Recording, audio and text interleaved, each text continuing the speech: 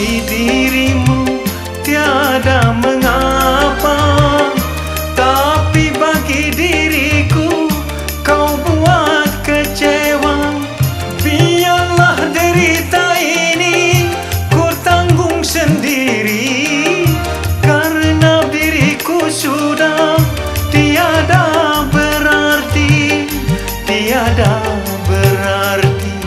Yang lalu biar berlalu, lupakan saja semua. Lebih baik kini kita berpisah.